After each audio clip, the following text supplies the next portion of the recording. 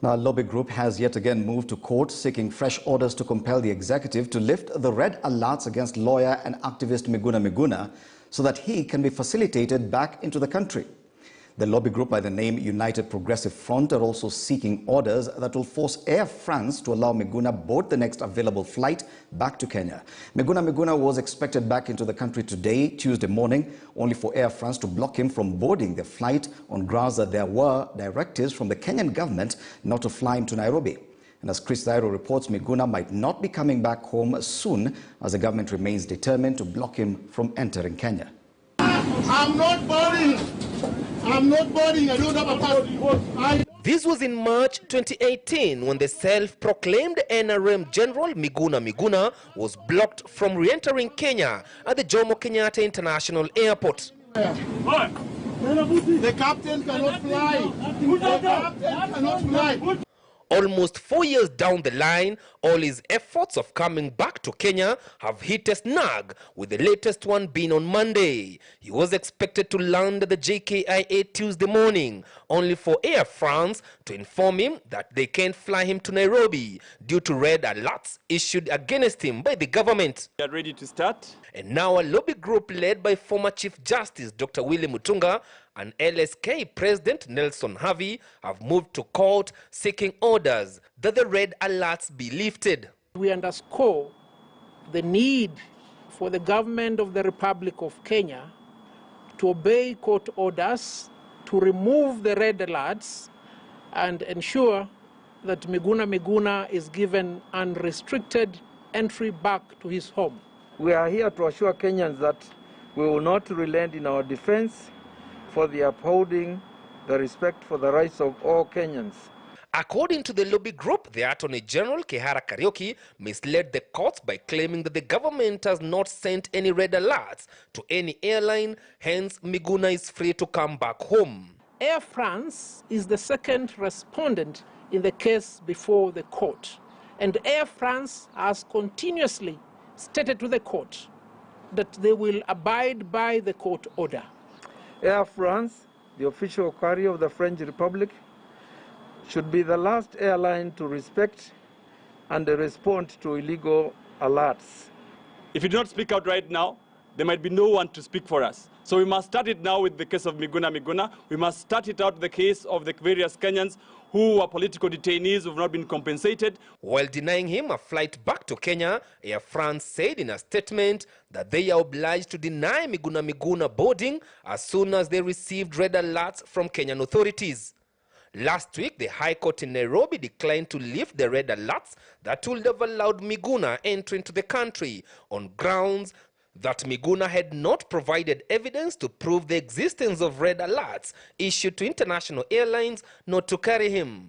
We are going to organize a political action around Miguna, and we are going to call out Kenyans of goodwill to join us in the streets to highlight that Miguna's issue is a declaration of war between the people who elected to power.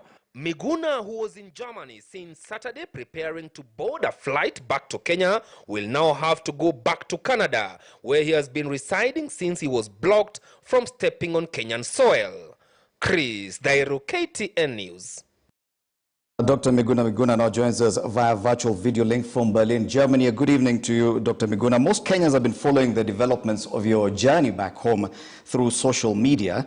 Now, for the sake of our viewers who do not have access to these channels, kindly allow me to ask you to take us through the events of your experience in Berlin, which are directly linked with your failure to arrive in Nairobi this morning, as had been expected. Good evening, viewers, and thank you for inviting me to KTN.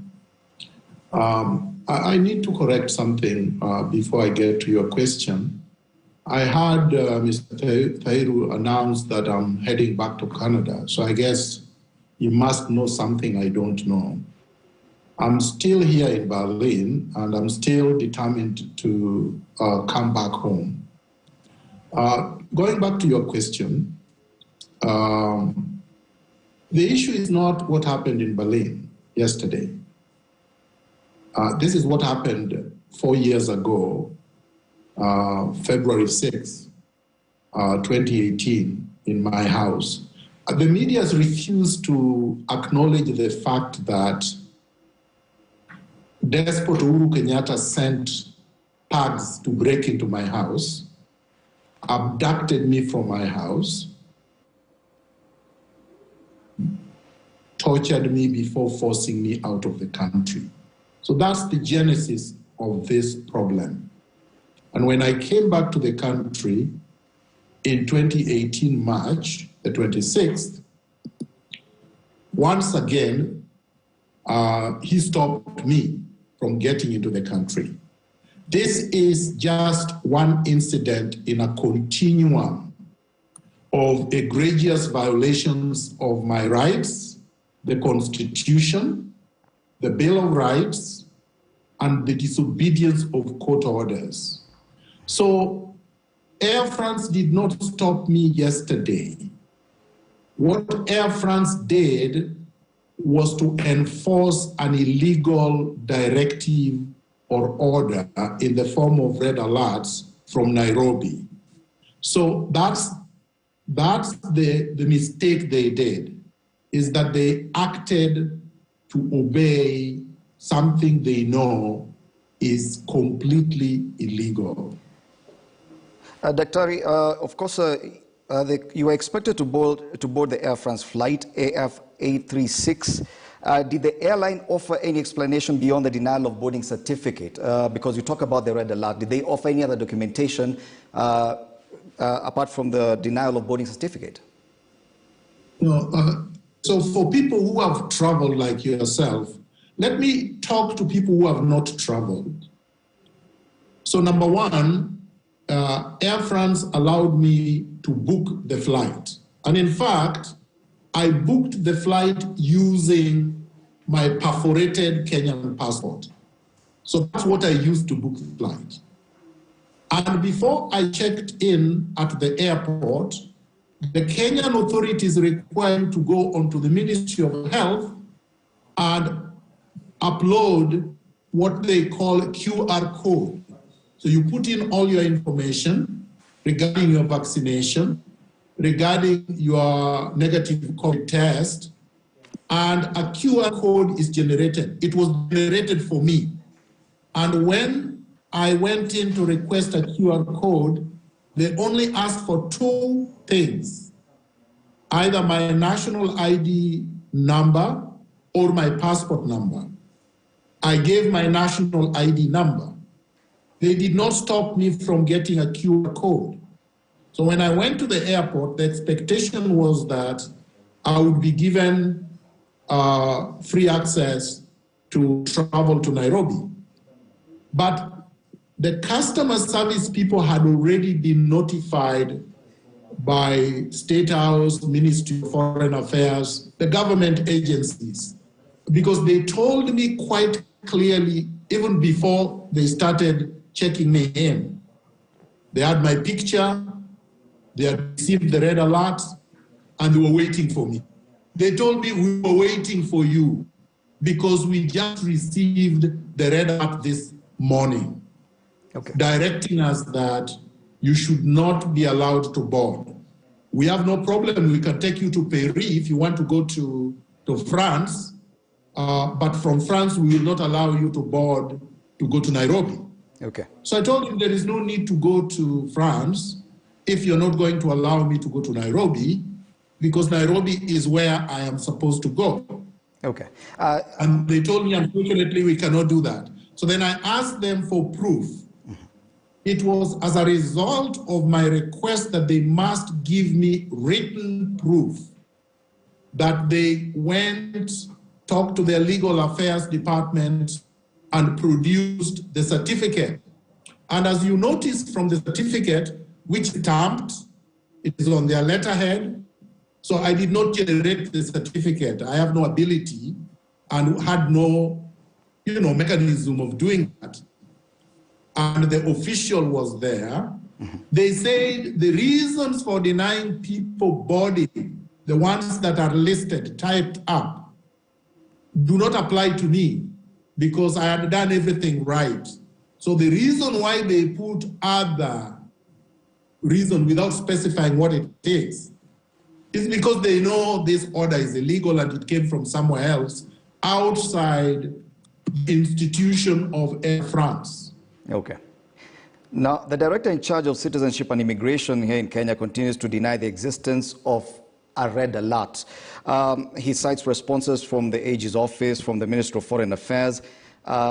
If such existed, it would deny you travel or entry to Kenya. Have you or your representative seen proof of such a document indicating that the existence of a red alert?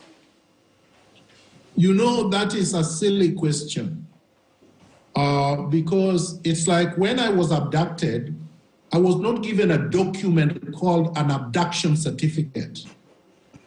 So when these people eventually released, they just released me. But all of you knew that I had been abducted from my house.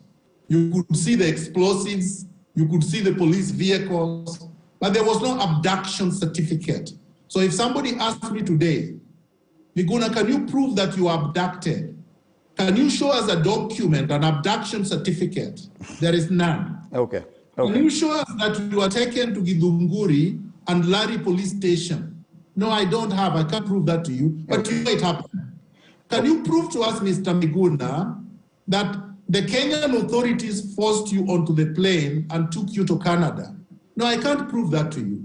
But does that mean that they didn't do what I told you they did? So that's why I'm saying the question is silly. Okay, granted. Now, if officials in Kenya continue to deny the existence of this document, order or directive to deny you entry into the country, it means that ideally you should gain entry into Kenya. Do you intend to pursue ways of continuing with your journey currently? Okay, so how do you intend, how do you expect me to continue with my journey? I don't actually know your name. You didn't tell me your name. So how do I refer to you? Hello? Yes, we can hear you, Dr. Miguna. Continue. What's your name? My name is Fred. Okay, so Fred, I don't have a plane. And even if I did have a plane, if I am not given clearance to land in Kenya, like Air France told me, they were told specifically that if they carried me, they would not be given landing rights. They would not be able to transport the other passengers to take to Nairobi. So they would just turn around and come back. So the same thing would happen to me even if I had a plane. But I think the most important question is this. And this is the question that the press should be asking. Number one, do you believe that whoever, and this one is Uhuru Kenyatta, is above the law? That he should be able to dictate to a citizen like myself where to live, where to work, when to go home, when not to go, and banish me in a foreign country for good? Secondly, is it right that Uhuru Kenyatta disobeys multiple court orders? What kind of a country is this?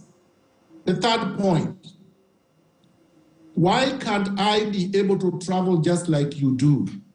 Because you don't seek permission from the people you are quoting from the Department of Immigration. As a Kenyan, immigration has no authority over you. When you return on a trip from abroad, all you are required to do as a Kenyan is to fill a declaration form given by customs, and that's only for tax. Immigration only deals with foreigners, non-Kenyans, who are seeking entry, which is a privilege, so that they can be given a visa. Okay. So the same rights you enjoy, Fred, are the same rights I'm entitled to enjoy. Okay. A final question, Dr. Miguna. Of course, you've chronicled the events starting from 4 years ago, what happened in March 2018 when you were barred from entry at the JKIA, and what happened in January 2020, again in Germany. So the question is, what prompted this latest attempt to travel home? Was there any indication that this time round you would be allowed into the country? No, Fred, and I don't know why you guys get it wrong all the time. Probably because you think I don't have the same rights as you. Our friend, you don't ask permission to go home. Today, after you finish job today, you're not going to call immigration to tell them, I want to go home. May I go home? The same way with me. I can choose to go to my home anytime I want. I have a right to go home. I've not been home for 4 years. Can you imagine what that is? I have a house. I have actually property in Kenya. I have a family in Kenya. I have relatives who have died. I have loved ones I have not seen for 4 years. I have a property that was destroyed 4 years ago that have not been repaired. I have a law firm, practice of law that I needed to continue with. I have cases before the High Court of Kenya that I am supposed to continue doing that I cannot do. I have a living to make, like everybody else. I don't need a reason to go home. Okay, thank you so much, Dr. Miguna, joining us via way of virtual video link from Berlin, Germany. Newsline now takes a break. We'll be back with more news.